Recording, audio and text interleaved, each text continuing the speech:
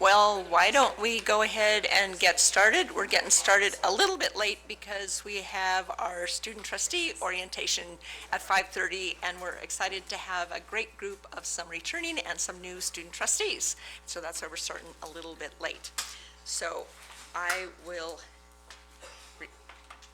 review the agenda, and so the first item on the agenda is call to order, welcome, and roll call. And I believe that Mike Smith and Corbin Bregstat are the only two trustees not here? Is that correct? And so the next one is to stand and say the Pledge of Allegiance. The flag's over there, and if the student trustees don't mind starting us out. Pledge allegiance to the flag.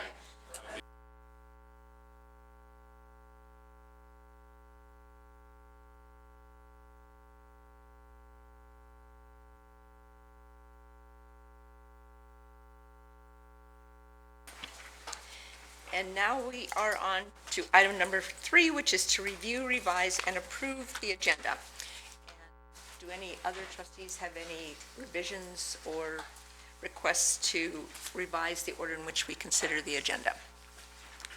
Seeing none, I just have one. On page 3, items 3, 4, and 5 are listed as elementary and secondary action items, and as you can see from the topics, they're all just elementary action items. So if you can strike the secondary part, and it will be elementary only for 3, 4, and 5. And with that, we're moving on to item number 4, which is to approve the board minutes from the regular meeting of August 8, 2017.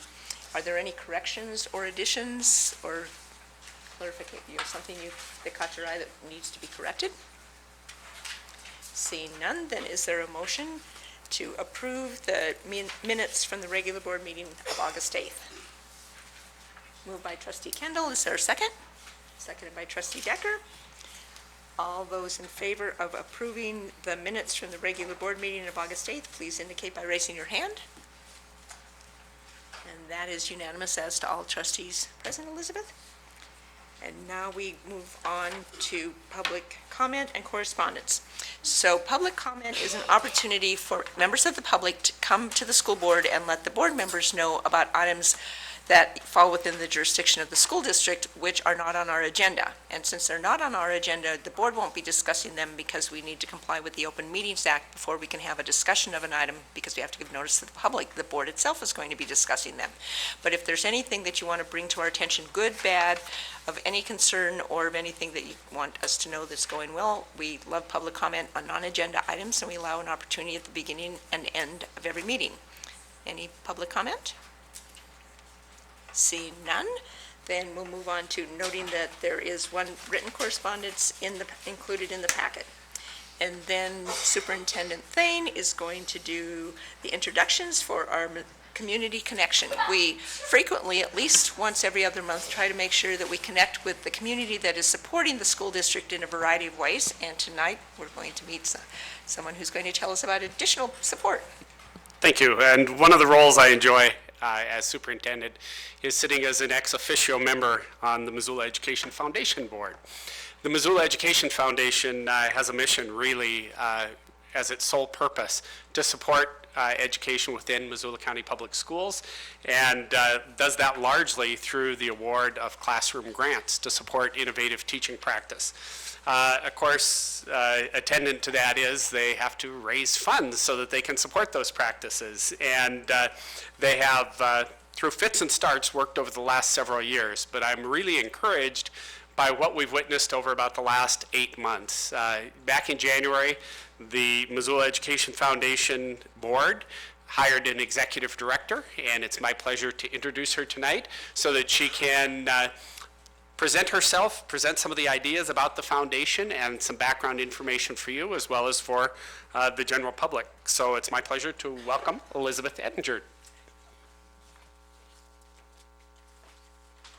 Good evening.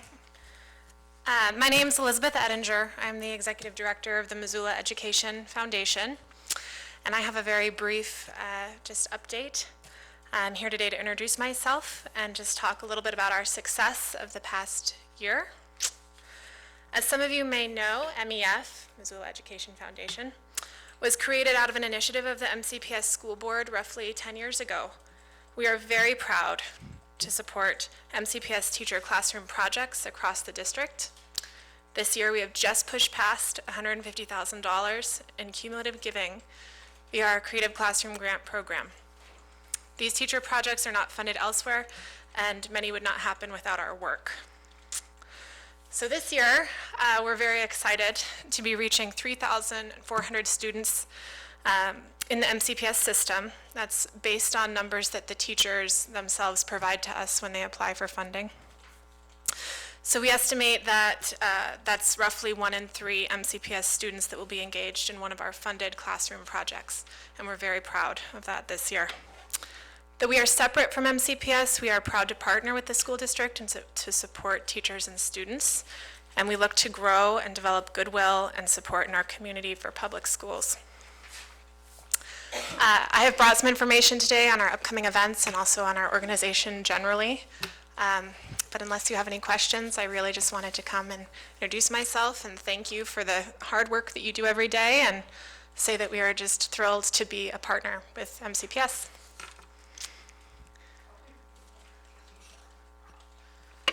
Hi. Congratulations.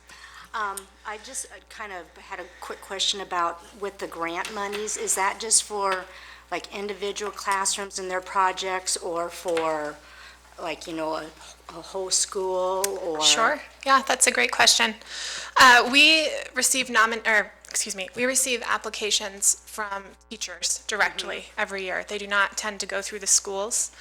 And then we have a community committee, which is one of the pieces of our program that I really enjoy because we have members from the community come and vote on teacher applications, which are blinded.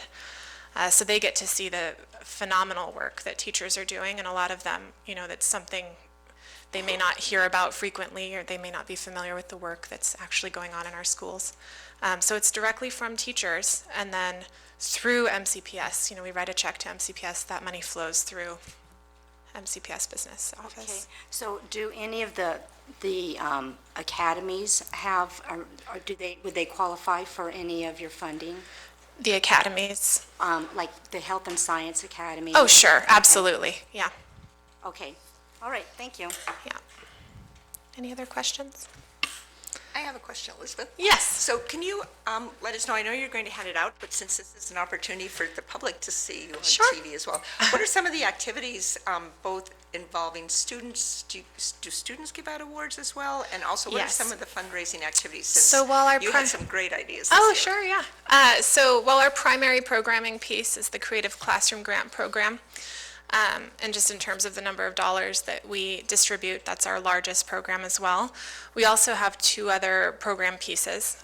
One of them is the Student Board, and in fact, I just left a Student Board MEF orientation meeting, and our Student Board selects 3 educators, exceptional educators in MCPS every year. So in the fall, they'll do a high school educator, and this spring, they'll do a middle school, and in sort of late spring, we'll do an elementary school. That program is really student-driven and student-run, and it's a unique leadership opportunity. I think sort of similar, perhaps this is maybe the only other student board that I'm aware of, at least, the MCPS student board and then the MEF student board. So that's one of our programs, and then we also do a scholarship program. So this year we awarded $2,000 scholarships to graduating MCPS seniors. We have, as far as events, I'll try to answer your question. We have a slew of events coming up. On the 23rd, Saturday, September 23rd, we have our annual tailgate event at the Eastern Washington Grizz game. And that's going to be very well attended. We actually have the Big Sky Cheer team coming to perform, as well as the Sentinel dance team. And I have some information on that I will circulate in a minute. And then we're doing a Five Guys Burgers and Fries night, October 5th, which our student board will be promoting pretty heavily in the schools. And then every spring, we do a Kentucky Derby event. So we're actively fundraising, and I think over the last 10 years, we have grown pretty steadily, and we're really proud of our strides and looking to grow and expand in the coming years.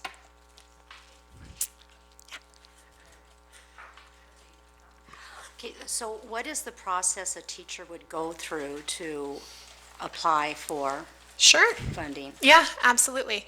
We accept applications every spring. This year, I believe, for the month of April, we will be accepting applications from teachers. And announcements about that application go out in the MCPS news blast that Tracy Long puts together. We also have our own e-newsletter that has, I think, 400 subscribers at this point. It's on our website and our Facebook page. And we also try to do a little bit of media around that application process. So this year, again, in April, we'll be taking nominations. Last year, I went to several schools across the district and did a small presentation at staff meetings to let teachers know. I think that was an effective way to kind of get the word out, and I will likely be doing that again this year. Certainly be doing that again this year. And usually our community committee meets in May, and they're awarded at the end of the year, end of the school year. Okay, thank you.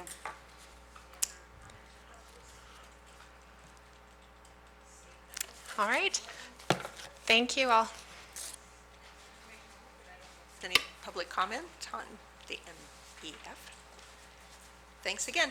And really, can I ask, my lonely chair makes it look like someone's going to be sent to detention pretty soon. I forgot to drag it away from our student trustee orientation, and it looks At least really it's not in the corner. awkward. Thank you so much. And now we move on to item number 7, under student recognition, which is the Global Leadership Institute, and Dr. Guest will be introducing the presenter on this topic. Hi, I'm so excited to share some great work that's happened over the summer. Under Teaching and Learning, I oversee the SHAPE grant, which is the partnership with the Washington Foundation that helps fund the partnership between MCPS and University of Montana. And one of the exciting things that's recently happened is a summer institute with the Global Leadership Initiative. And I think some things to highlight with this great work is, first of all, it was an opportunity for our students to be on campus doing this great work, and so they really got to realize what it's like to be on campus and to share in that kind of campus lifestyle and help them start thinking about what their goals are like in post-secondary options. I think another great highlight of this wonderful event was the opportunity to really help our students become globally minded and really use the notion of inquiry to think about the bigger world and bigger ideas and question things, and it was really exciting to see what the results of that were. And then finally, it was a great partnership between Hellgate and Big Sky putting this on, and none of it would have been able to happen without 2 leaders who are here to speak of it. So we have Cameron Johnson from Big Sky and Courtney Christopher from Hellgate, and we have one shining student to help put a face and a learning opportunity to share with all of you. So with that, I'm going to get out of the way and have them share the highlights of such a great event. So thank you. My name is Cameron Johnson, and I'm the IB coordinator and an IB history and IB psychology teacher at Big Sky. And I just want to thank you for taking time this evening to hear about some of the SHAPE initiatives. I stood up here about 2 years ago to share with all of you the opportunities created with the GLI program at U of M, and that exciting connection that we were making for MCPS students to go and work and become global leaders and global thinkers at U of M in their post-secondary work. And so we thought about a way to try to expand that opportunity for our students in grades 8 through 12. It was kind of modeled after the I3 program, and it would give students the opportunity to explore inquiry and experiential learning while also experiencing the campus and what the GLI program had to offer. In this first iteration or version of the program, we had 7 students that participated and 1 faculty member. And then with the support of the MCPS faculty and U of M faculty, a variety of activities and guest speakers were arranged that would hopefully inspire students to pursue some type of globally minded project that also had a local impact. We're hoping to continue to expand the program for the summer of 2018 and offer it to, or really push the program out to middle school students so that we can really start to grow it at those younger grade levels so we can get traction and have students come back year after year after year and hopefully see projects that they develop with them over those years. And conceivably, then take those projects and go to U of M and continue the work in a post-secondary capacity as well.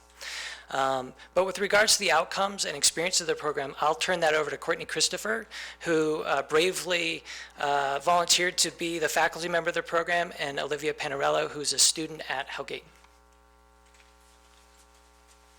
Thank you so much. I'm Courtney Christopher. I had the honor of being able to kind of execute this program, and it was, in many ways, I thought, a thing of beauty. I really liked the way that Gene Loftus over at the U and Cameron Johnson kind of set this up.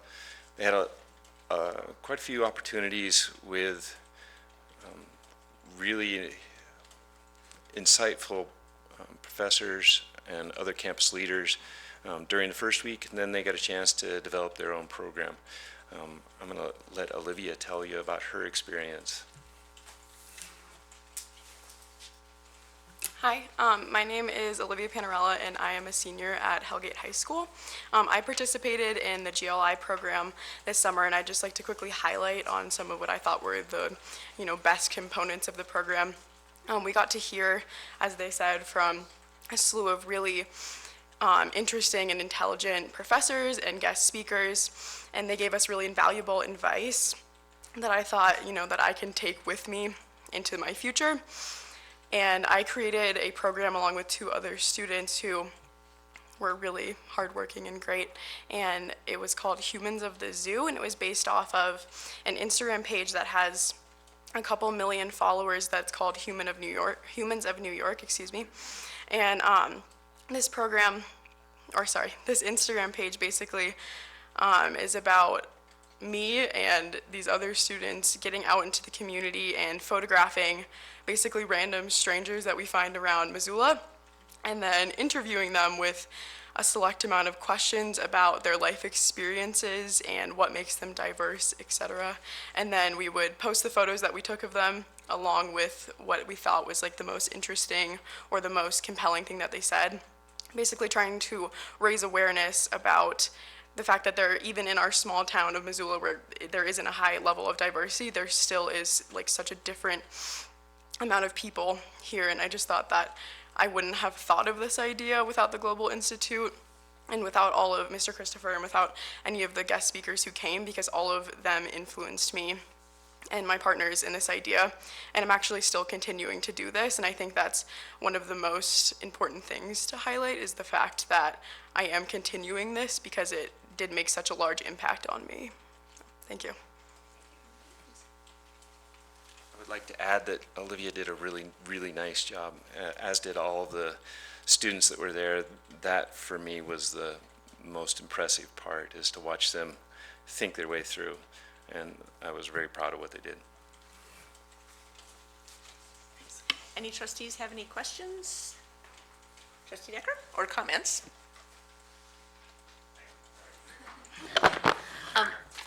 Humans of the Zoo, is that how you'd find it on Instagram? Can we see it? Yeah, so it's just Humans of the Zoo, and our profile picture says Humans of the Zoo. I think so far there's about 11 interviews up. It's kind of scary to talk to strangers. That's a little bit of a challenge, but I'm going to continue posting, so it'd be great if all of you could check it out. Yeah, cool. Yeah, Thanks. Thank you.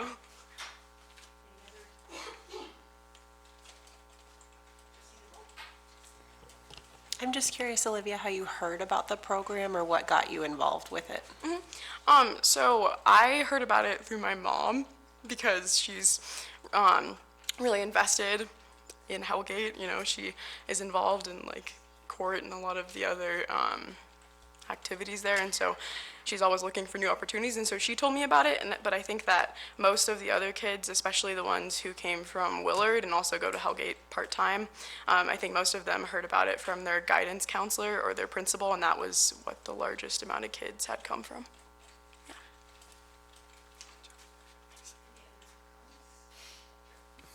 And again, I would just want to thank Cameron and Courtney in particular. there's a significant investment on the part of staff, and certainly during summer when there are other opportunities, they chose to continue to be invested in and involved with the students of Missoula County Public Schools. And I do think there's great potential. I think the partnership that's been formed with the Global Leadership Initiative is critical for Missoula County Public Schools. And as you're aware, those students that complete the IB diploma program, either at Big Sky or Hellgate, are granted automatic admission to the Global Leadership Initiative at the University of Montana with sophomore standing. So there's a huge benefit. And really, as we talk about pre-K through 20 as part of our SHAPE goal, this is a very clearly articulated and important program, and I appreciate your involvement and your support. And I just want to add one additional thing. So I was a big proponent of the I3, and for those of you who don't know it, it was an initiative where we tried to get middle school and high school students involved in a summer program that was looking at 3 I's initiative. I forget what they all stand for. But at some point, thanks to the administration and partnering with the University of Montana, it seemed like it was a really good segue to move from I3 into this partnership with the Global Leadership Initiative on campus, because it really is broadening everyone's outlook, not just looking locally, but looking globally as well as locally. And so thanks especially to Courtney and Cameron and Olivia for realizing the potential for this, because it's not only is it a great thing to have on your resume, but really I think it's a really good way to learn about how to start looking at the world in a far different way. So thank you all for the additional time you put into it. I really appreciate it. Thank you. Thank you.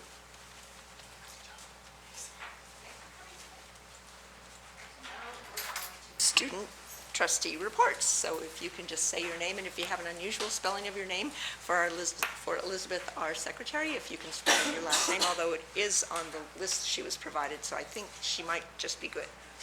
And it's whichever order. Maureen, do you want to start this time? Good evening. My name is Marina Gray, and I will be the student trustee for Sentinel High School this year. I'm so excited to learn about leadership and how a school system actually works. The beginning of the school year for Sentinel has been fantastic. Our students have been working hard despite the smoke and the drastic change to their sleep schedules.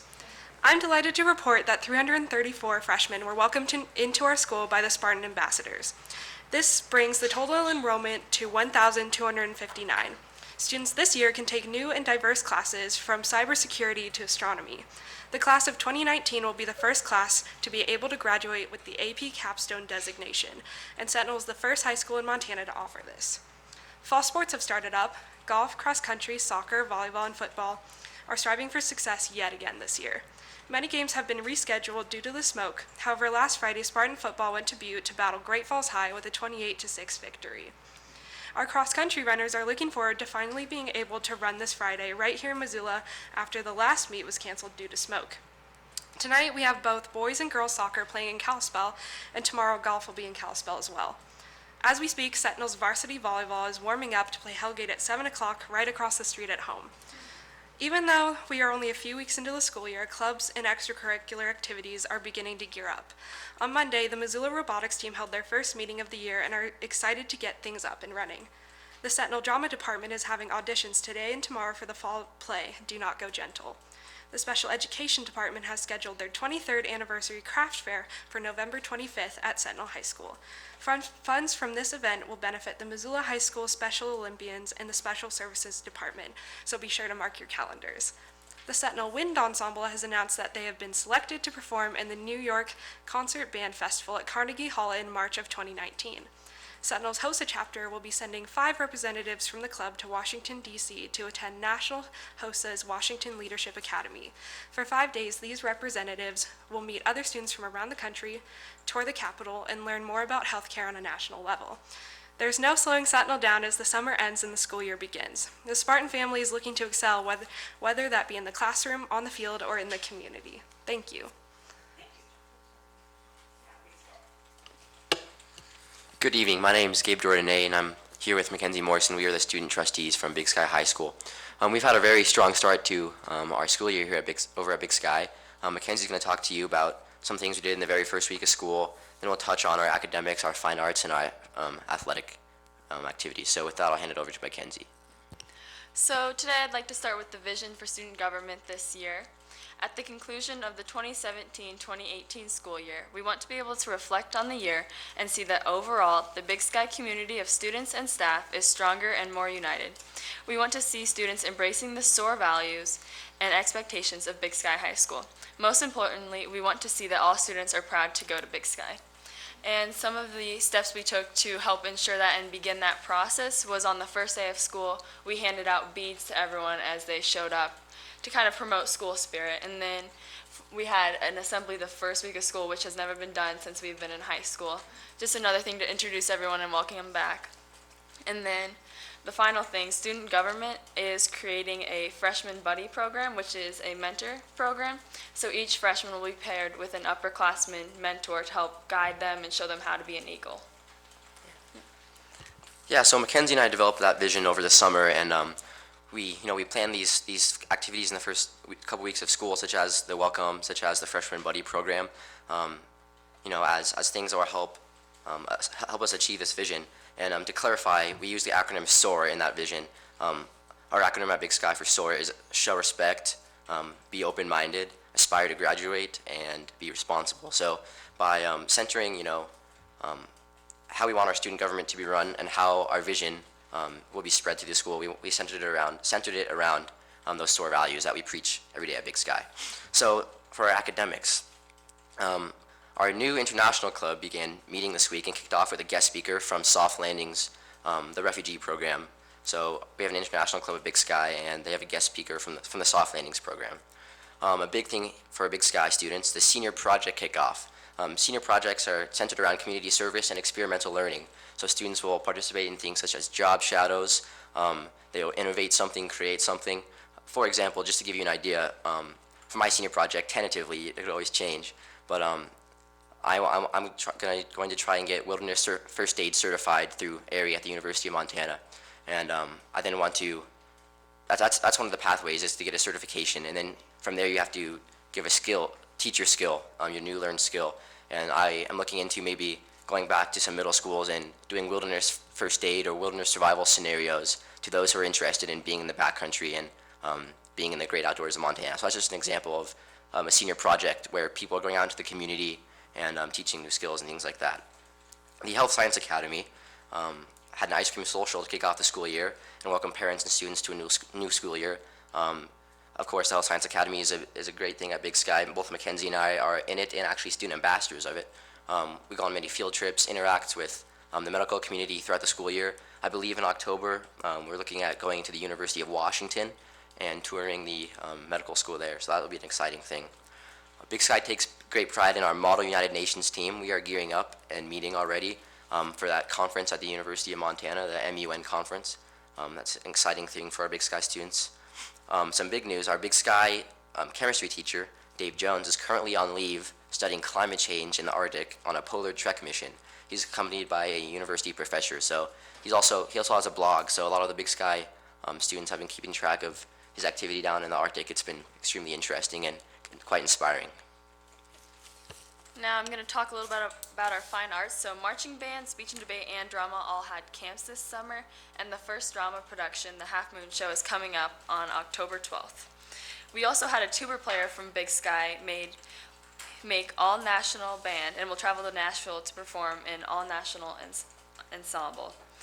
And we have 11 students who have qualified for all-state band and choir and will perform at the upcoming festival in October. To wrap things up, talking about a little bit about our activities in sports, we've had cross country, golf, volleyball, soccer, football. They've all had some exciting competition and matches, but most notably we've had some quite exciting crosstown matches. Last Friday we had Sentinel, Big Sky, very close game. Student section was probably the loudest we've ever heard it. So once again, our school spirit, part of our vision, that's starting to be achieved with seeing attendance at in our student sections and things like that. So just wrapping up our sports, we've had excitement. We've seen some success in our fall sport teams, and we're excited for the rest of the season. So with that, we thank you.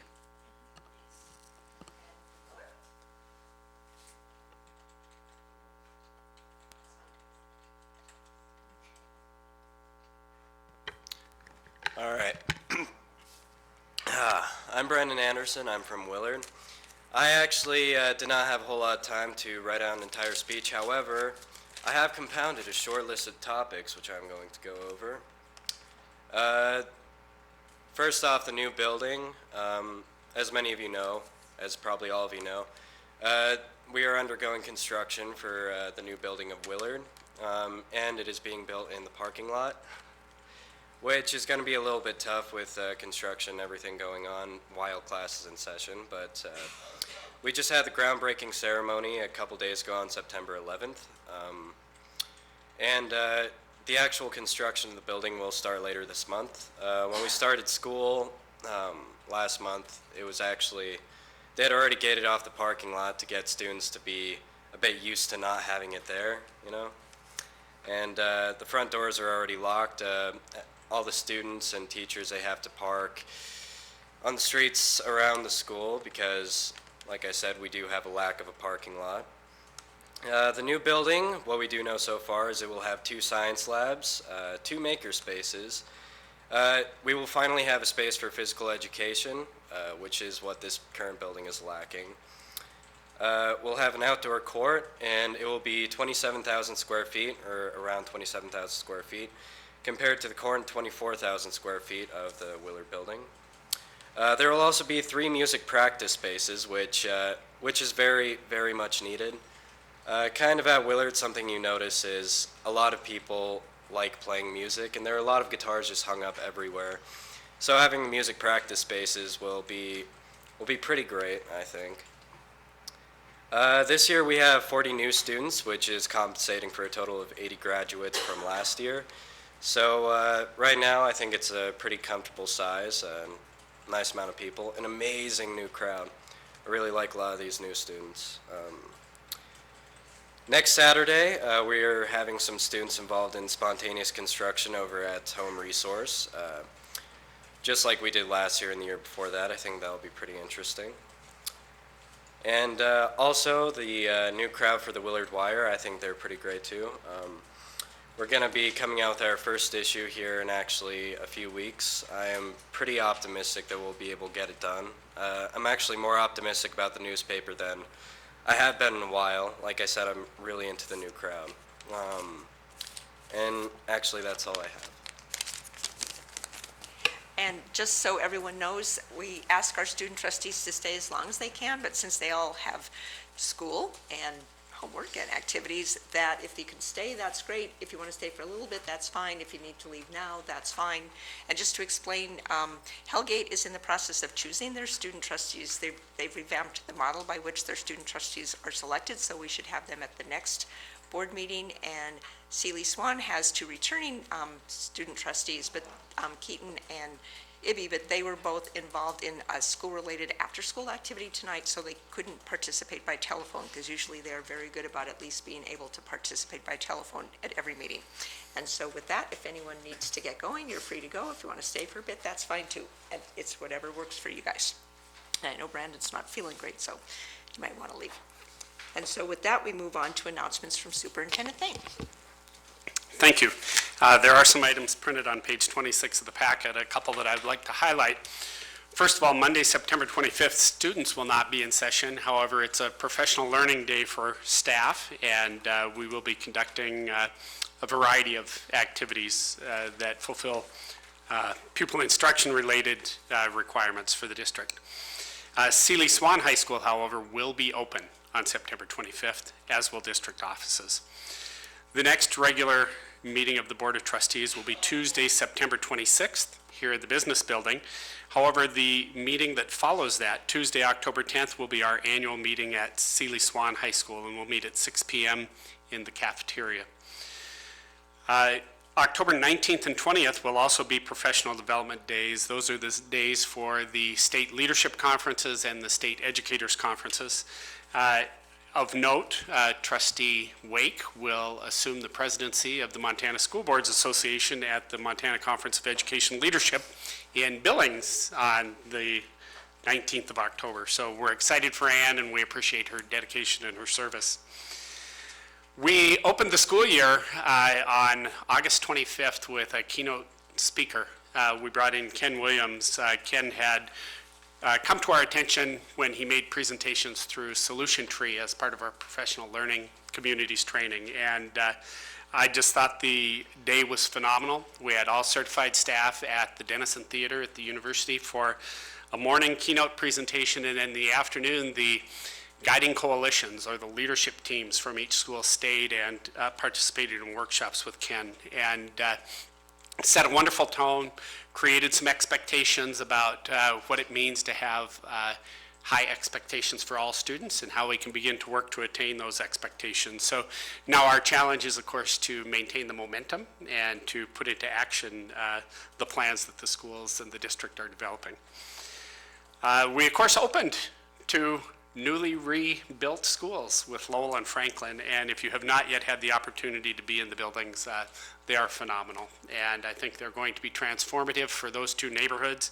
I can't think of a more exciting proposition than for those two schools to be two of the first major projects to come online, and we did conduct community open houses, and I think the highlight for me was meeting an older couple on the second floor of Franklin School who stopped me and introduced themselves and told me obviously they had no children in the school but had been long-term residents of the neighborhood, and that they considered the new Franklin School to be a game changer for their neighborhood, and that they could not think of a better use of their tax dollars. And I would love to have videotaped them, but I wasn't fast enough with my camera. Melanie wasn't here tonight. I really expected her to steal my thunder. As you know, we're engaged in a collaboration, the district and the Missoula Education Association, with the National Education Association, the New Teacher Center, and the Carnegie Foundation. And this Sunday, four of us, Elise Guest, Melanie Charlson, and Jen Malloy, and I will be heading to Washington, D.C. for yet another round.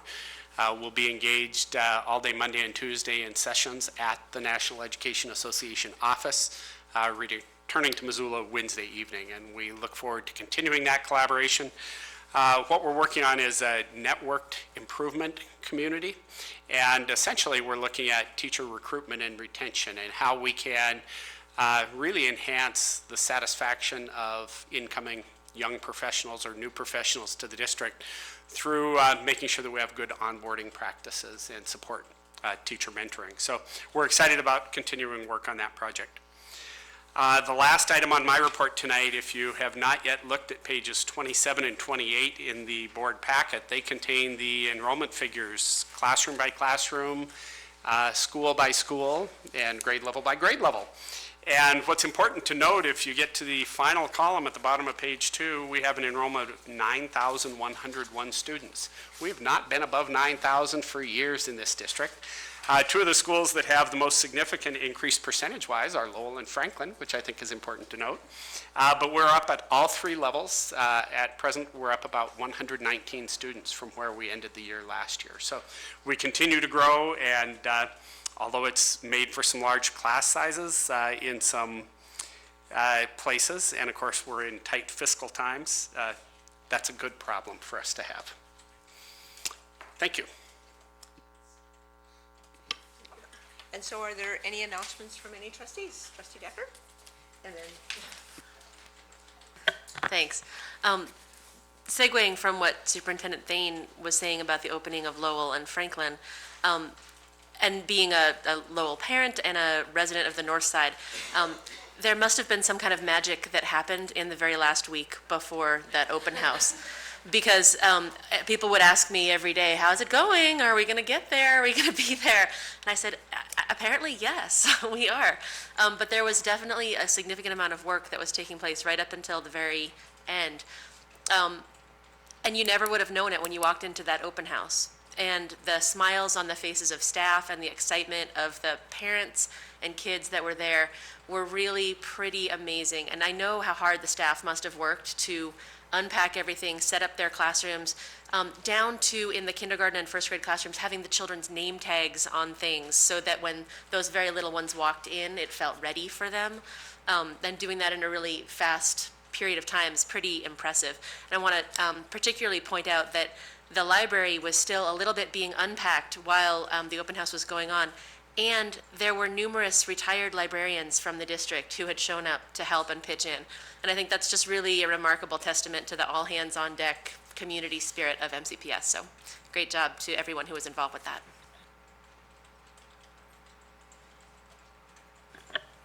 So I just wanted to give a little bit of recognition to the students and faculty at Sealy Swan High for their amazing transition to temporary facilities at Paws Up. I had an opportunity to go visit the day that they started out there, and they were certainly making order out of chaos. And so also, you know, not only do I want to recognize them for their ability to adjust, but to say just, you know, for me, thanks to Paws Up for what they did for the students and the staff and making them feel welcomed. It was obvious everything was going very smoothly.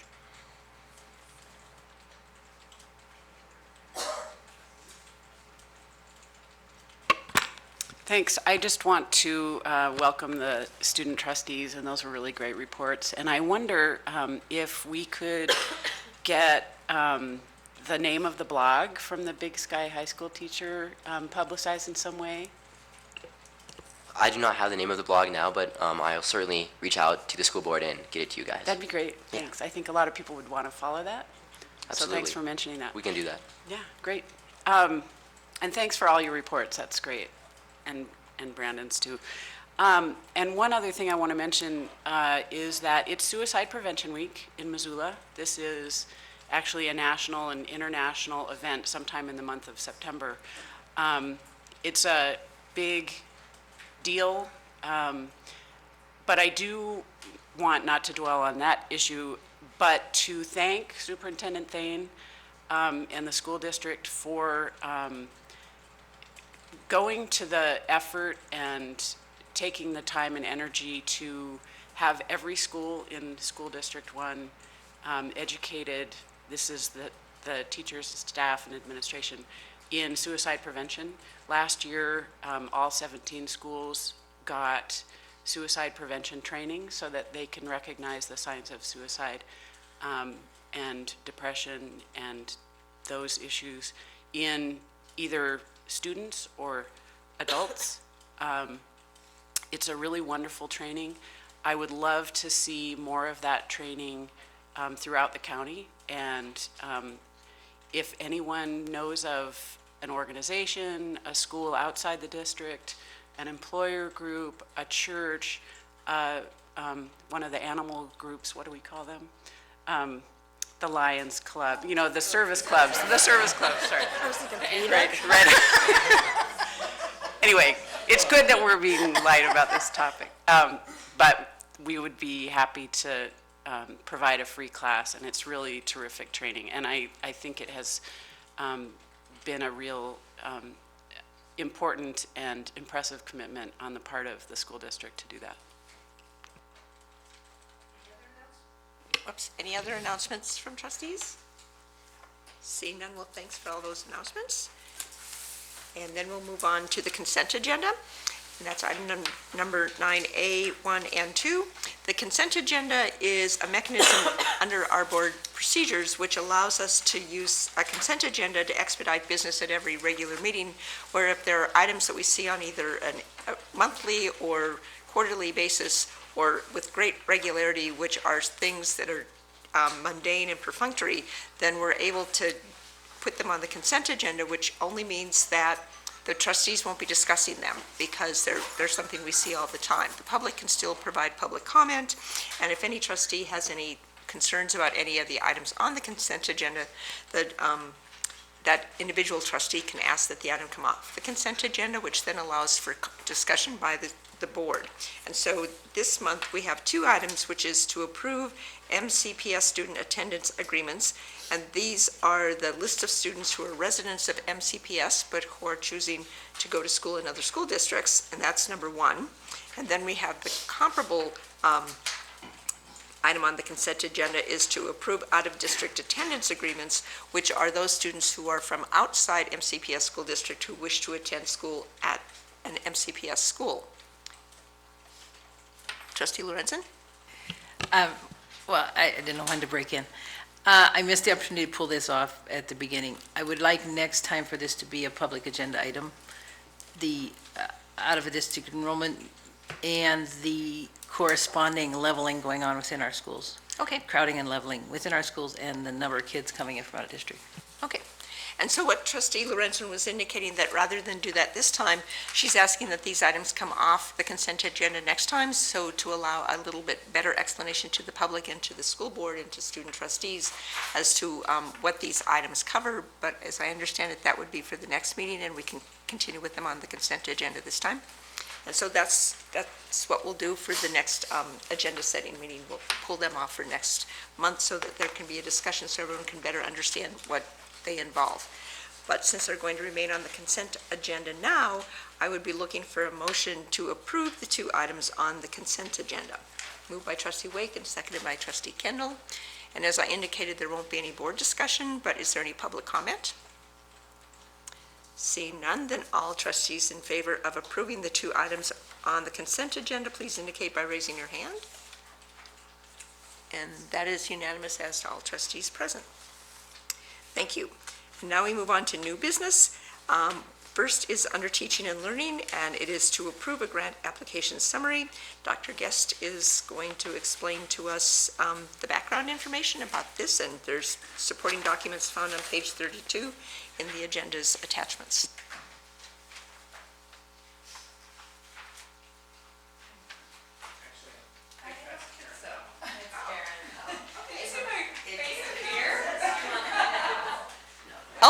Oh, we'll cross out Oh, I'll Please use. Guest and turn it into Karen Ellen. Okay, sorry. I played Dr. Guest on TV. This grant comes to us from the Office of Public Instruction, and it comes to us as support for our multi-tiered systems of support programming. We're one of now 2 districts in the state of Montana that are implementing a broad support for learning and social emotional behavior called multi-tier systems of support. And so we get to have, through this funding, a halftime coach who works directly with schools as they develop their systems. Any questions for Mrs. Allen? Trustee Decker?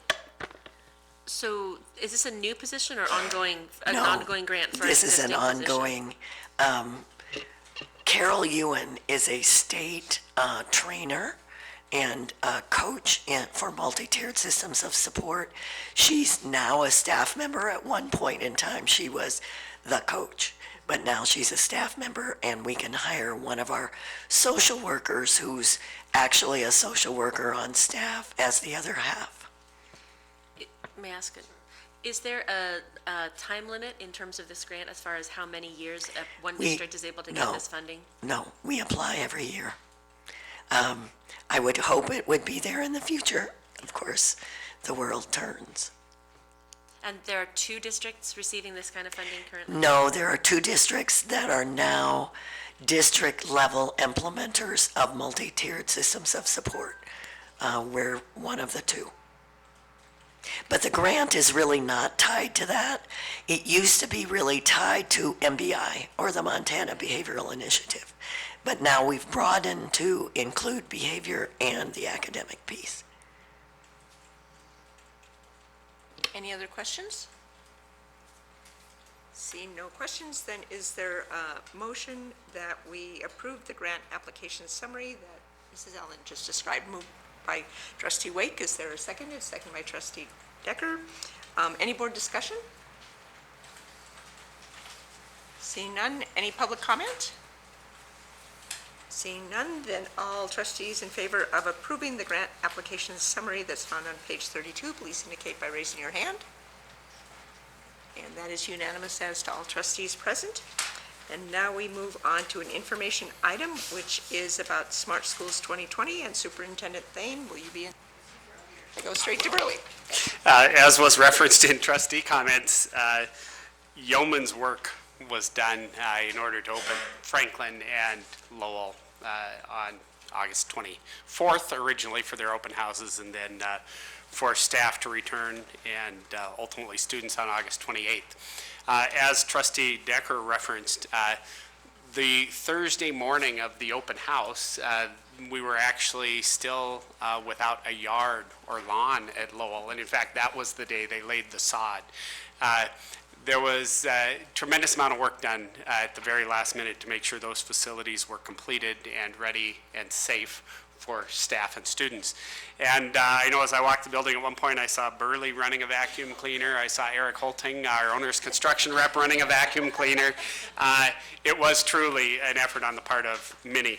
But most importantly, the staff, both classified and certified, who not only packed up at the end of the year all that was in the swing spaces, but then came in and although they're essentially afforded a day in addition to their PIR day to do the work, many of them were in there for multiple days, making sure that the buildings were ready to go. You referenced Andrea Phillips in the Lowell Library, and quite honestly, I went in that morning and saw all the boxes that were still unopened and a shelf that had not yet been touched, and was a little bit nervous, and talked to our district central librarians who assured me that Andrea had put together a cadre of volunteers and that they themselves would also be over there, and it was remarkable how much work they accomplished in 2 days' time to get that library up and functioning. So again, hats off to staff for all the work that it took to open those buildings. You'll understand in just a few minutes when Burley talks about what we've accomplished over the summer and what we're looking for, including 3 RFQs that we'll address later in the agenda, that it's a busy time for Smart Schools 2020 and our facilities plans. And Burley made reference at Cabinet this morning to the volume of work that will be underway next summer, and it's truly remarkable. So with that, I appreciate Burley, and he'll give a report. Yeah, there's been a lot of talk about it already. I'm not sure I have a whole lot to add. We obviously broke ground on Willard this week, and Cold Springs has also broke ground, and there's actually machines and equipment digging over there quite a bit and making a lot of progress. So we're very excited about those 2 projects. We obviously opened up Lowell and Franklin. They are still, Franklin's pretty much 99% out of the weeds. There's still some things at Lowell that they're touching up, working in the evenings and staying out of the learning spaces until after school. So it's been a pretty smooth transition comparatively, because I too on the 24th walked in there a little short of breath. But boy, the staff really turned things around fast. So I got to give my thanks as well to them, as well as Dick Anderson Construction and Jackson Contracting Group. They did fantastic jobs in those 2 buildings, and we appreciate their efforts as well.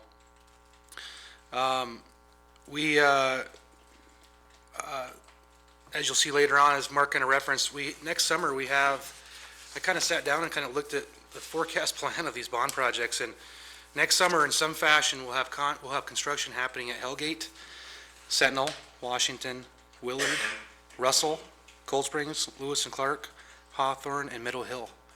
That's about half our district and about $100 million of the work. So that is a very significant workload with a lot going on, and we're going to look to getting a lot of good professionals on our team to help us get through that process too. So as you'll see, we're getting in the architects and get some good contractors on for those projects. So we're looking forward to it. It's going to be very exciting, and maybe more exciting when it's all done. Any questions for Mark or Burley? Seeing none, although this was informational only, any public comment? Seeing none, then we'll move on to the next item on the agenda, which is to approve emergency closure of school for Seeley Swan High School students to get them credit for not having to make up one instructional day. And so Superintendent Thane, if you want to explain what mechanism allows the school board to do this? Certainly. First, as Trustee Duggar referenced earlier, we've been in a somewhat unique situation with Seeley Swan High School. Of course, the Rice Ridge fire has significantly impacted them, and air quality concerns continue to impact them. We had the freshman-only day on August 28th, and actually I went up to Seeley that day and sat down with Kat, and we talked a little bit about the potential to develop some evacuation plans should anything come to pass with Seeley Swan High School. Little did I know that about 2 hours later, the high school would actually be included in the evacuation zone. So school was set to kick off for sophomores through seniors on the 29th, and we actually had to cancel school that day. We canceled it also on the 30th and the 31st, so the balance of that week. So we missed 3 instructional days at Seeley Swan High School. As Trustee Duggar referenced, however, through some connections that Dr. Pecora had, they were able to arrange with Pause Up to house the entire school, lock, stock, and barrel. And Pause Up had just recently constructed a new administration building, and they had not yet even moved into it. And they volunteered that space for us at no charge. They gave us 9 rooms. They moved some tables and chairs in, and we were able to then conduct school the following week at the Pause Up Ranch. In addition to that, they offered to feed the students and staff for $2 a day. I think one of our greatest concerns now moving back into the school facility will be the change in cuisine. And we just so appreciate the support that was shown by Pause Up. However, it's put us in an interesting situation with regard to school calendar, and board policy as well as state statute allows the trustees to declare an emergency closure of school for a variety of factors, and certainly the fires and the evacuation notice for the high school qualify. So tonight we're before you asking you to, in accordance with board policy 2221, declare an emergency closure of Seeley Swan High School. That allows us to forego rescheduling one of the days, the August 29th day, which was canceled. I'm currently in discussion with the Office of Public Instruction with regard to the status for August 30th and 31st, because the governor actually declared a state of emergency. And typically when the state declares a state of emergency, then we don't need to alter our calendars and make up those school days. However, there is potential that we would have to make up those 2 days, and if we do so, I've had preliminary conversations with Dr. Pecora about 2 of the Fridays being utilized, given that Seeley's on a 4-day school week. So the action we're asking tonight in the administrative recommendation is that the trustees approve 1 day of emergency school closure for August 29th, 2017 for Seeley Swan High School students. Any questions for Superintendent Thane? Seeing none, is there a motion to approve 1 day of emergency school closure, which would cover August 29th, 2017 for Seeley Swan? Moved by Trustee Duggar. Is there a second? Seconded by Trustee McDonald. Is there board discussion? Other than thank you for making sure that there is a mechanism by which to give some credit to the students for being in a situation that was not of their own making by any sense of the word. So thank you for looking into that. Any other board comments or discussion? If I may add one comment, Sure. I failed to mention this, and Julie Robitaille and I went to Pause Up to observe the first day that classes were held there, and understanding that more than 40 of the students were subject to the evacuation notice, and some of those students were even actually being temporarily housed in Missoula. We went up that morning, and only 3 students were absent. All the rest of the students made it for that first full day of instruction. I think that's a remarkable testament to not only the Seeley Swan community, but also the Seeley Swan students and staff, that was a value that they had and that they were present that day. Yes, and all staff, of course, present too. Thanks. Any other board discussion or comment? Seeing none, any public comment? Seeing none, then all trustees in favor of approving the 1 day of emergency school closure to cover August 29th, 2017 for Seeley Swan High School student, please indicate by raising your hand. And that's unanimous as to all trustees present. Now we move on to the 3 items I mentioned that are elementary trustee action items. The first is to grant permission to issue a request for qualifications for an architect for design of Lewis and Clark Elementary School, and for the trustees, student trustees who are new. We have been seen as a school board, and will continue to see that each time there is activity at a school where there's going to be a remodel or a rebuild or a build, that we will approve both a process by which the architect is selected, and then the second process by which the general manager and construction manager, the GCCM, one of those acronyms, who will work with the architect to actually get the project built. And so tonight, we're looking at three of them. The first is to grant permission to issue a request for qualifications for an architect for the design of Lewis and Clark Elementary School. And Burley, is there anything to add other than those of us who are on the board are familiar with this process? No, it's pretty straightforward. To get this design moving, we need to get an architect.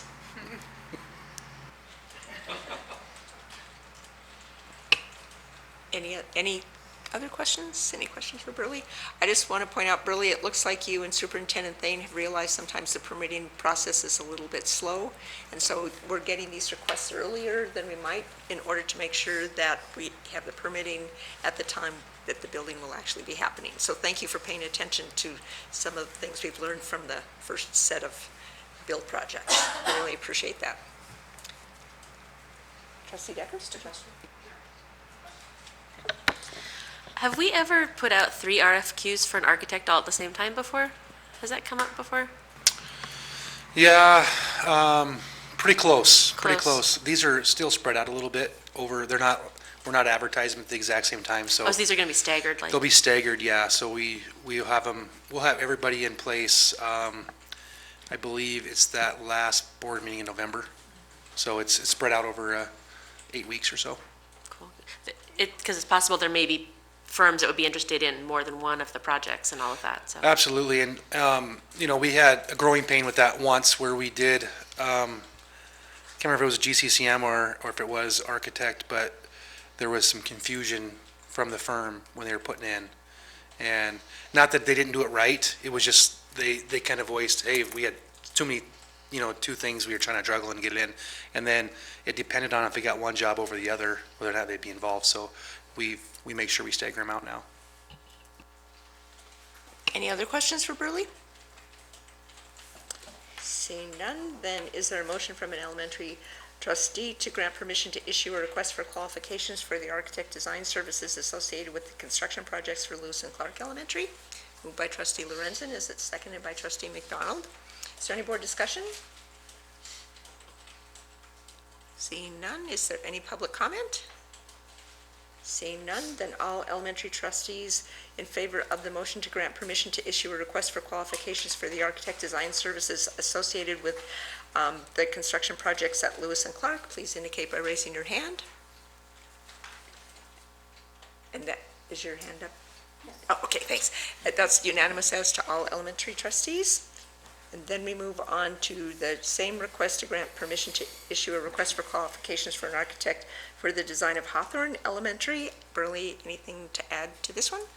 I'll just kind of follow up on what you said is exactly right. We have a lot of long lead items now. I mean, it's hard to get steel within, it's 14 to 18 weeks out now for steel, and doors are like 4 months out. So there's a lot of things that were not long lead items are becoming long lead items because of what's going on right now in the building world. So we're trying to be as proactive as we can to get these things out quickly as we can and get them designed. So thank you. Any other questions for Burley?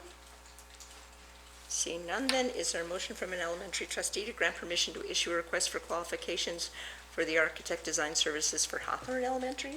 Moved by trustee Decker, is there seconded by trustee Lorenzen? Is there any board discussion? Seeing none, is there any public comment? Seeing none, then all elementary trustees in favor of the motion to grant permission to issue the request for qualifications for architect design services associated with the construction at Hawthorne Elementary, please indicate by raising your hand. And that is unanimous as to the elementary trustees present. Then finally, we move on to the same thing, grant permission to issue a request for qualifications for an architect for the design of Meadow Hill Middle School. Anything to add? Okay. Any questions of Burley? Then is there a motion to grant permission to issue a request for qualifications for architect design services associated with the construction projects for Meadow Hill Middle School? Moved by trustee Lorenzen, seconded by trustee Kendall. Any board discussion? Seeing none, Then any public comment? Seeing none, then all elementary trustees in favor of the motion to grant permission to issue the request for qualifications for architect design services in connection with construction projects at Meadow Hill, please indicate by raising your hand. And that is unanimous as to elementary trustees present. Then we move on to number 6, which is, the topic is the sale of elementary school district bonds, and so this is elementary action item, and it is to approve the resolution relating to general obligation school building bonds series 2017, fixing the form and details, making covenants with respect thereto, authorizing and delivering and levying taxes for the payment thereof. So you can tell a lawyer drafted that introduction. And as an aside, I'll make an aside later, but Pat, if you want to just let us know what's going on. Thank you, and this follows up Superintendent Thane and Burley's conversation about the projects and the projects that we have going with the Smart Schools 2020 bond. We're moving quickly, and so this is the resolution that's attached represents the second bond issue related to the elementary school bonds that were authorized at $88 million. The resolution that's attached was prepared by our bond counsel, Dan Simmons at Dorsey and Whitney, and it's comprehensive. There are odd pages that were missing from the bond resolution, so those are attached and in front of you and available. We originally issued around 51 million of bonds in January of 2016. That was our first bond issue. And we did very well from an interest standpoint. Those bonds issued at 2.7%. We moved up the bond issue, the second bond issue, to September in order to recognize the speed with which we are moving the projects through, take advantage of interest rates, and to further avoid escalation charges and costs associated with our projects. So we did very well with our interest rates. The true interest cost on this bond issue was 2.86%. And so both bond issues were done at a very good time. And so we're fortunate in that respect. The bond resolution that's in front of you is the final step for for the board for authorizing the second bond issue. It really involves the authorization to deliver the bonds. We'll have a closing of this bond sale on September 15th. And actually, Marcia and I will sign some documents that reflect the parameters that are approved by the board here tomorrow. And so I guess ultimately, if you look at the bond resolution, as mentioned, it's very comprehensive, but it's authorizing the execution and delivery of the bonds, sort of the final step in the closing of this second issuance. It authorizes the tax levying to support the service of those bond issues. And then it identifies and outlines sort of the covenants that are made by the board and by the school district reflective of those bond issues. And from a sort of an informational standpoint, how this will work is that we contract with a registrar who will track the bonds, the owners of the bonds. They'll initially be issued in the name of DTC, which is a New York bank. Their nominee is CD and Company, that company out of Salt Lake City. But the registrar whom we contract with will track the transfers and ownerships of those bonds and the ultimate owners of the bonds. And what we'll do is issue those bonds in return for, at the various maturities that they were sold, in return for proceeds that we'll deposit into our building fund. And those dollars will be used to perform the projects as promised to the voters. So with that, I would entertain any questions. Any questions for Pat? So I have one comment. When Pat said there were odd pages left out, what he doesn't mean that the pages are odd or contained odd information. Odd numbered pages. But only the even number pages were included in the original packet for the board. So they are the odd numbered pages that are in the addendum to the agenda.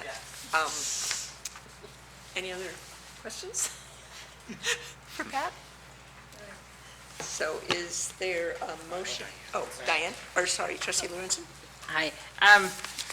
I guess I was skimming, but there's a blanket issuer letter of representations from the school district, and it's from 1998. And is that typical that we just carry it forward like that? No, and yeah, it's a sample of Exhibit B. So when I initially reviewed these documents, there was no Exhibit B, so I asked for a copy of that. So it's a sample. We'll have a new one. Yeah. Good catch. Any other questions for Pat?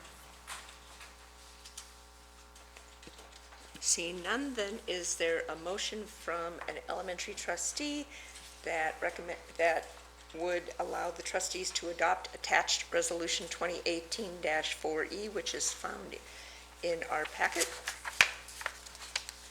Moved by trustee Newbold. Is there a second? Seconded by trustee McDonald. Is there any board discussion?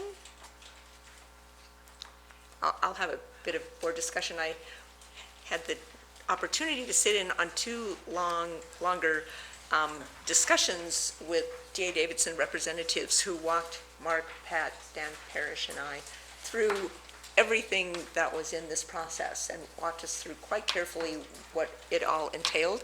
And in part, one of the things that impressed me the most is that bond counsel, Dan Simmons, had reviewed the document as well. And not only did he make some changes that were substantively changes, he found all the typos, all the grammatical incorrect. He did, kudos to him. He did a lot better job than I've ever done on correcting things. So, they've been reviewed by both bond counsel and also by two representatives of D.A. Davidson who explained to us what was involved. And so this is the final outcome of what the discussions were. So I just wanted to let everyone know that there was a process to everything where we were apprised of everything that was going on in the market right now in terms of setting prices, how to set the sale in terms of what kind of groups of bonds would be sold at certain times and things like that. So I just wanted to provide that additional comment. Any other board comments? Seeing none, we have a seconded motion, right, Elizabeth?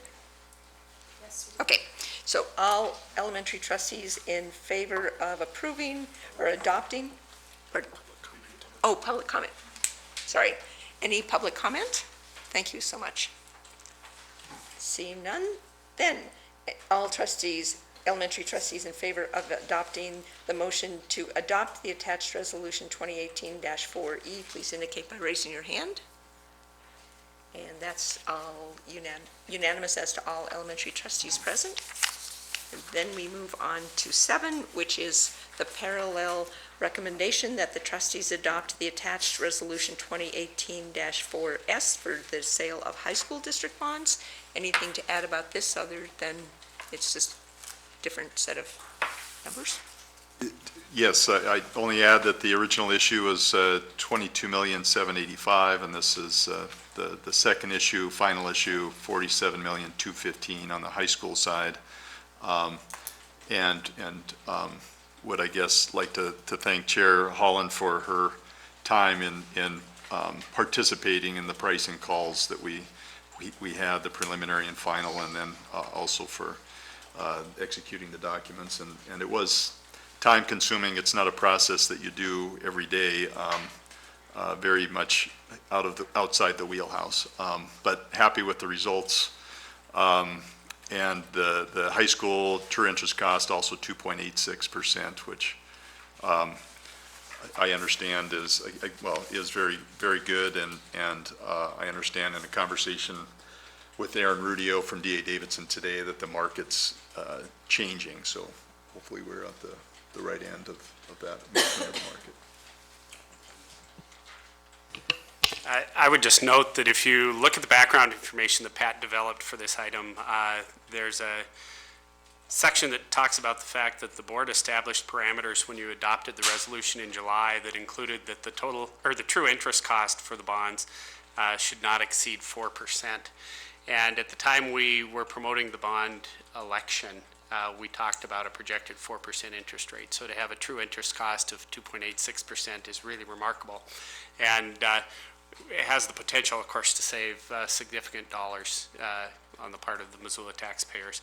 But I also want to take just a moment and recognize Pat and Dan Parrish for their work with regard to the bond issues. This is a major undertaking, and as was referenced, it's not something they do each and every day. But I think something else that's important to note is one of the reasons we garnered such a good rate is that we, again, went through a ratings process with Moody's, and they look at our financials, they look at the position of the district and the community, and they gave us a very good rating, which I think reflects very favorably on Pat and Dan and the business officials who are charged with the responsibility of stewardship of the public resources. And so I express appreciation to them for the work they do each and every day that led to such a good rating also. Thanks. Any other questions for Superintendent Thane or Pat? Seeing none, then is there a motion to adopt the attached resolution 2018-4S? Moved by trustee Duggar. Is there a second? Second by trustee Lorenzen. Is there any board discussion? Seeing none, is there any public comment? Seeing none, then all trustees in favor of adopting the attached resolution 2018-4S, please indicate by raising your hand. And that is unanimous as to all trustees present.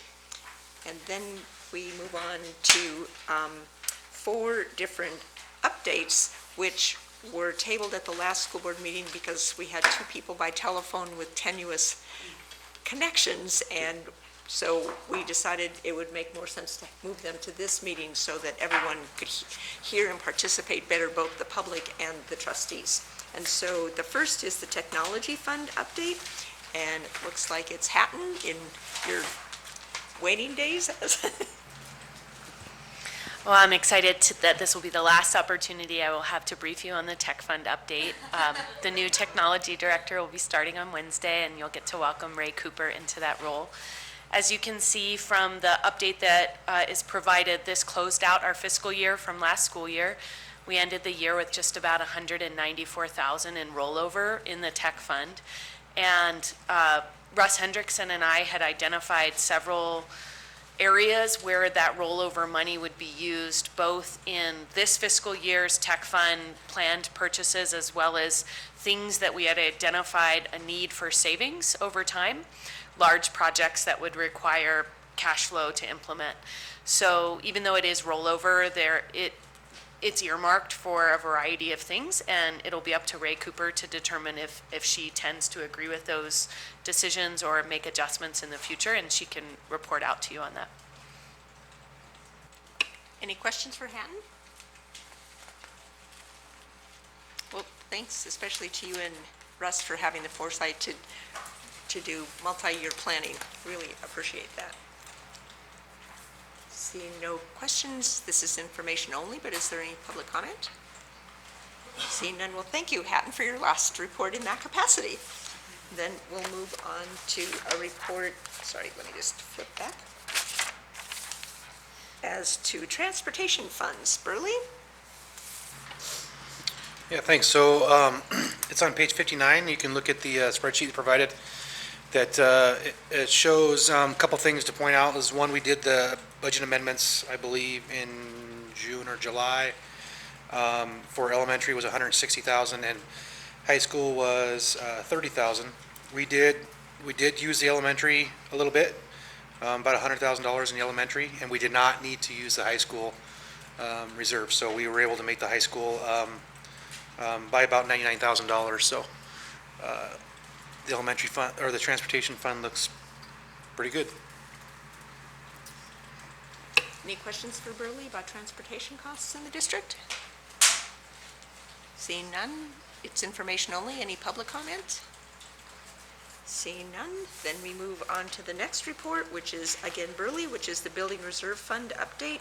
And I understand there's a couple of corrected pages with 60 and 61 earlier. And so we've got, everyone has an updated 2 pages. So, Burley? Yeah, thanks for pointing that out. Yeah, the ones in the packet are not correct, so the one I handed out is the most correct version. And I'll kind of go over the elementary real quick. We decided this month to bring back kind of the old style, just to kind of show you what the accounts look like individually rather than kind of an outline of what we've expended. We'll go back to the normal next quarter. Something to point out in the total, so if you look at the bottom right-hand corner of the project balance, the balance remaining is $234,809. And something just to kind of take into consideration, about halfway in the middle of the spreadsheet there, the rewire, recable IT support, that is money for the IT department. So we typically deduct that out in the day-to-day operations for our reserve in the operations and maintenance department. So we're sitting at about $195,000. This reserve did expire in June of 16, so I feel pretty good about making this budget stretch as long as we possibly can. Of course, the bond projects have helped quite a bit. So, and then on the high school side, we're sitting at the balance is $891,224. If you look at the line item directly above it, the $499,476, that is non-tech equipment for the high schools. That's managed through the accounting department, where they give building reserves to high schools to help offset some of their equipment costs, desks, chairs, that kind of stuff. And so that does not play in the day-to-day operations of the building reserve for the high school. So we're sitting at about $391,000 when you deduct that. And our reserve expires in June of 18, so we have just over a year left remaining on it. And again, we feel like we've done a good job in our department making sure we stay within that budget, kind of stretching out as long as we can. We understand that it's going to go probably well beyond June of 18, so we continue to be fiscally responsible there. And of course, again, like the bond, definitely helps with some as we move forward with those projects. So I'd be happy to answer any questions that you have. Trustee Loren. Yeah, so it looks like, this was before my time, but the modulars at Rattlesnake and Lowell were built using this building reserve fund. And so can you just give us a brief rundown? We built the modulars, how much did it cost? Where are they now, and how are they going to be used? Yeah, I could probably answer some of that. I might have to defer to Pat a little bit because that was before I was in this position, so I can't really speak to all of it, but I could probably get a good rundown. They were Rattlesnake and Lowell, and we've since moved them to Jefferson for, when we moved Franklin over to Jefferson, we relocated them there for classroom space. And they currently reside there and probably will for some time. We plan not to move them. There is no current plan as far as what programs will be in there just yet, but we are, I'm sure Superintendent Thane and his ERDs can speak maybe to that a little bit as we go down, look into the future. But the overall cost, I'm not sure what the overall cost was. I believe it was in the $400,000 range. I don't know the exact cost. I'm not sure if, Pat, if you remember the total cost of those two modules or not. But I believe they're about $200 and a little over $200,000 each to have built. Did I answer all those questions? So the number I'm seeing here is 174,000, so there must have been another source of funding? Or is that under the building remodel? You see what I mean? It looks like we only spent 174,000 on them.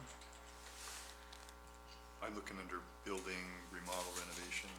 Oh, and then some money got transferred, right, to I believe so, modular? yeah. Okay. So the 450,000 was earmarked for modulars? You're marked for building, remodel, renovation, and that's where they expended a significant amount of dollars is on the modulars.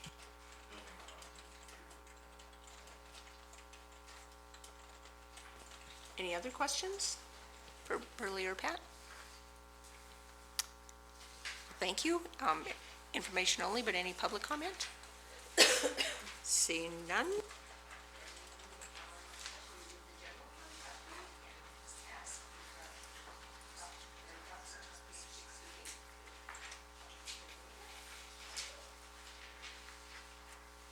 So if you go to page 69, there's a little more detail and I was going to run through a number of items there that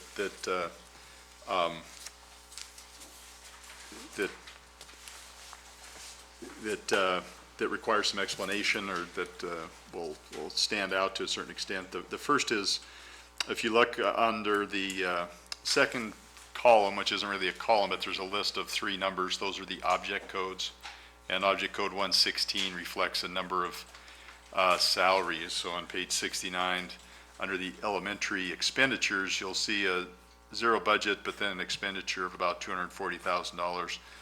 That represents some expenditures for food service salaries. Food service program operates as an enterprise fund, so it operates on its own as a standalone entity or operation. Between the 2016 and 2017, we had a number of schools that participated in a federal program, a CEP program. And some of those schools did well within those programs, and others did not from a federal reimbursement standpoint. And so this was resources that was available within the budget to help support the food service program. I think going forward, they have some plans to operate those schools in a different manner that will hopefully improve the revenue generated in those schools. So that's available year-end funds that we had in the elementary that helped support the food service. So that's why you see a 0 budget and then a large expenditure. That's usually just a high school category of expenditures. It's athletic trainers and equipment managers. Second item, if you look under supervisor salary, this isn't a significant variance, but just wanted to point it out. Both the elementary and the high school, the expenditure is a little greater than the budget. A portion of a number of supervisor salaries are paid for with indirect costs. So indirect costs are funds we receive from federal programs to reflect the administrative business burden of managing those programs. So some of our bookkeeping and accounts payable staff, but here at supervisor staff, this would be Dan Parrish, our accounting supervisor, payroll supervisor. So with these expenditures, rather than utilizing indirect funds this past year, we utilized the general fund because we had available funds to do so. What that allows us to do is to build up that indirect cost dollars, which can be carried forward. So it functions a little bit like a savings account. Also down the line, you'll see overtime salaries. This is object code 130. And while I don't have the full detail and description there, a large issue with overtime has been a result of the inability to get subs in certain areas. So we're seeing more overtime in some areas where we're not seeing subs. Down below the salary and benefit line item, if you look at the field trip, student transportation costs on the high school side, and this is an area that we've been working with the athletic directors and with the board to try and both boost the budget and figure out ways to control those costs. You'll see the expenditures of $540,000 against a budget of $396. Well, that's typically what happens with the athletic departments is they generate participation fees and gate receipts from operating program. They contribute a portion of those dollars to offset the costs in operating the athletic programs. This past year, because we had available funds in the high school, we didn't pull those funds from the high school. So we let them accumulate within Fund 15 to be used for student transportation this year. Partly because we knew we were still going to be behind budget-wise with student transportation, and we also knew that the state had peeled back some funds that'll affect the high school, and so this is a means of, again, creating a type of savings account that the high schools can use to help support student transportation this year. The telephone postage advertising line item, those budgets are increased. We expended some general fund dollars on technology fund expenditures, internet services, wide area network. And this is just of a benefit to the tech fund and their plan and their what they have going on in support of that program. So this was a one-time only deal in the sense that the wide area network fees, internet services fees are not nearly what they used to be. So this is a little kicker there for this year. And then I guess finally I'd point out the end, the dues and fees, the bump there, the expenditure versus budget is just a reflection of attorney fees in some cases that we had, and those costs. So that's something that's not altogether predictable. Well, I guess those are kind of the items I wanted to point out if you had any questions. Any questions for Pat? I guess one other item, this not very significant, but if you look on page 68, we talk a lot about the percentage of our budget for salaries and benefits, and you'll see the breakdown for the full year here. Total salaries and benefits of expenditure in the elementary was around 91%, and in the high school, 87%. That's sort of the number we've been talking about the last couple of years, but you'll see that with numbers attached to it here on this spreadsheet. So can I just ask, so just as a summary, most of the budget that MCPS has that isn't earmarked for something like technology or a specific account helps pay salaries of teachers who are in the classrooms, basically, and other support staff? Exactly. It's salaries and benefits for your certified administrative and support, hourly support staff. Exactly. Thanks. Any other questions or comments? Any public comment now that there's no public? Well, thanks for that report, Pat. Thanks for everyone for their reports. And then we move on to the last items. The last one is, oops, let me turn my page to the right one.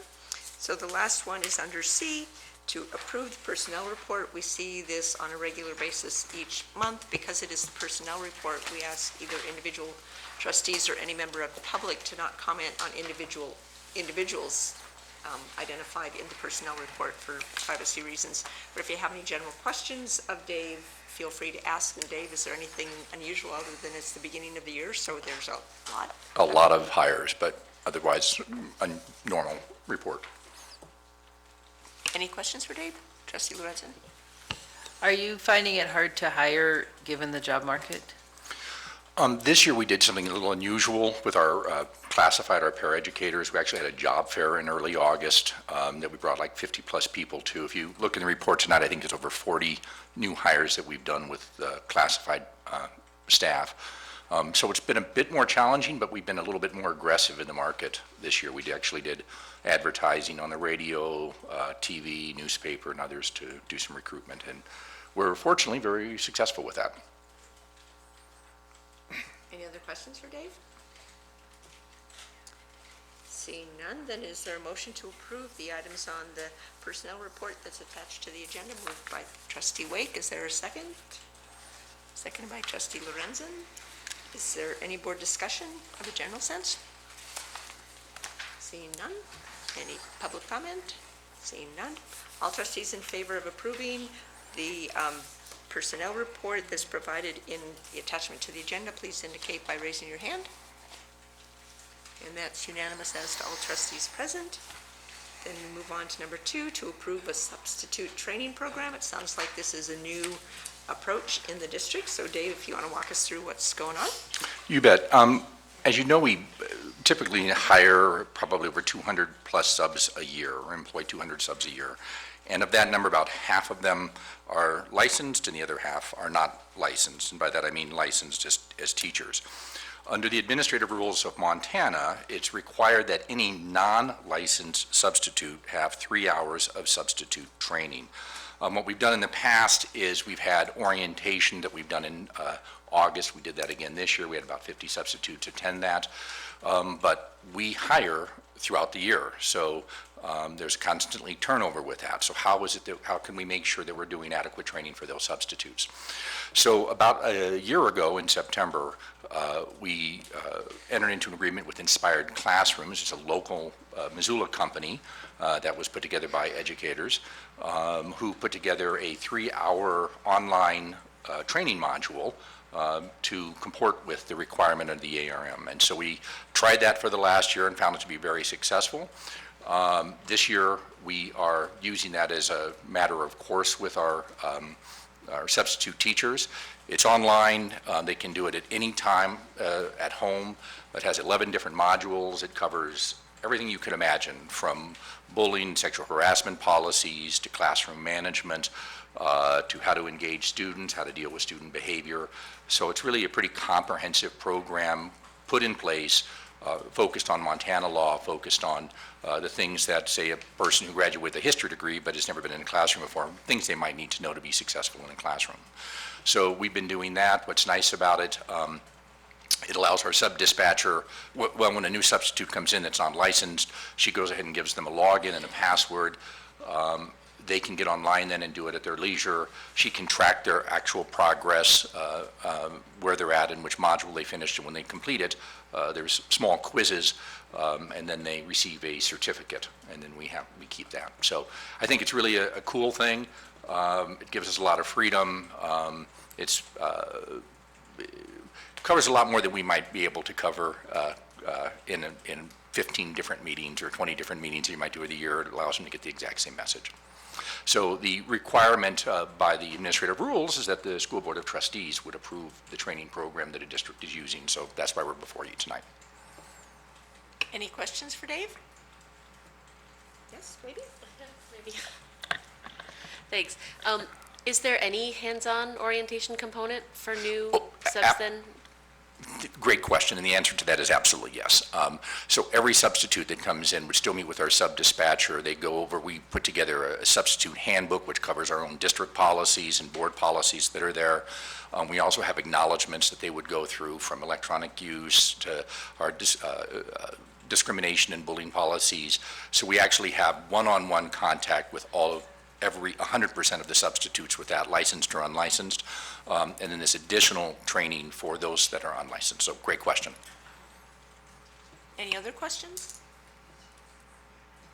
Seeing none, then is there a motion to approve the adoption use of the Inspired Classroom Program for substitute training? Moved by Trustee Kendall. Is there a second? Seconded by Trustee Newbold. Is there any board discussion? I'm sorry, this maybe should have been a question. See, sometimes it's hard No to problem. know. So you used it last year, Yes. but we're approving it now. Yes, we're officially adopting it. I'd like to officially adopt it. Last year we piloted, and I wanted to see how it worked. And Cool.